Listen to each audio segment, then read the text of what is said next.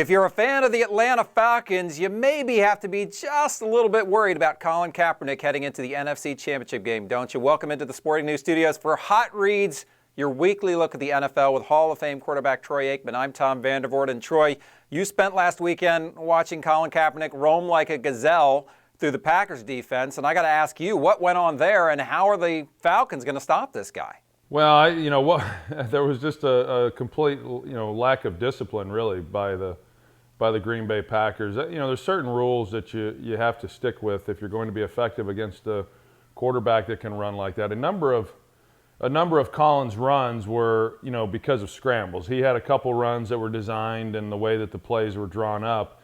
And with those, someone has to take the dive man, someone has to take the quarterback, and you have to be very disciplined then in how you do that. And if you're playing man coverage, it's even more important. If you're playing zone coverage behind that, then eyes have to be on the quarterback. And that's certainly true when you're talking about pass plays or trying to corral Colin Kaepernick and keep him in the pocket. It's one thing to have a pass rush, but you gotta, if you get overly aggressive with that, then it creates running lanes, as we saw. I did not see Green Bay use any type of spy in the game. Certainly did not on the long runs that he had. And so, I think that's the real key, and that's going to be the challenge then for Atlanta when you look at this game, because that's something that they struggled with last week in that win against Seattle and Russell Wilson. Now, as far as the Falcons go, Matt Ryan and that team finally got that playoff win. Obviously, a lot of talk about that heading into the game.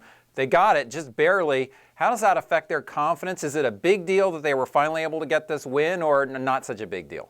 Well, it's a big deal because, we're talking about them this week and they're playing in the NFC Championship. And, I think that the first playoff game is really always the toughest. There's always a lot of, I don't want to say anxiety, but certainly expectations. You don't want to just make the playoffs. And, certainly Atlanta did not after being the number one seed for the second time in 3 years, playing at home. I think that, there was a lot of pressure on that football team going into that game, especially the head coach, Mike Smith, and then, of course, Matt Ryan. So I think they play a little looser this week, but it was a huge win coming back and winning. And I think the real key, for this game this week is going to be what we talked about with regards to Colin Kaepernick. And, they want to make him beat them and not with his feet. They want to make him beat them with his arm. And if they do that, then that means that they kept him in the pocket. And then they also were able to control the running game of Frank Gore and made him beat them throwing the football. Not that he's not capable of doing that, because he certainly is. But if he starts running around like he was able to last week and like he has done at times throughout the second half of the season, it's going to be a tough afternoon for Atlanta. Yeah, absolutely. Now let's move on to the AFC Championship game, and it's been great to watch the Ravens this postseason. Such a resilient team, and obviously you think about Ray Lewis in his final season. What kind of impact has that had, do you think, on this football team?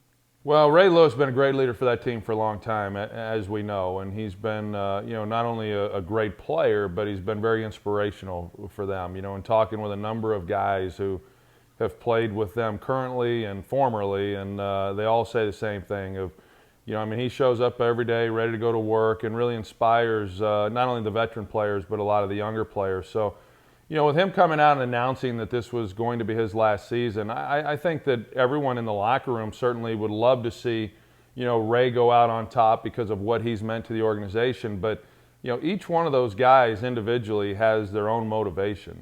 Joe Flacco wants to go to the Super Bowl and win a world championship because he's the quarterback of this team, and that's what he's paid to do, and he wants to be regarded as one of the greats. And that's true for all of those guys. So, as great as Ray has been, I don't know that it really motivates the players to play any better than they would have played otherwise. But I think when it's all said and done, they would be thrilled if they would be able to send Ray off, with a great finish to the year and certainly a world championship. Absolutely. All right, listen, Troy, been great talking to you. And next week, obviously, we'll be looking forward to the Super Bowl, so can't wait. Look forward to it, Tom.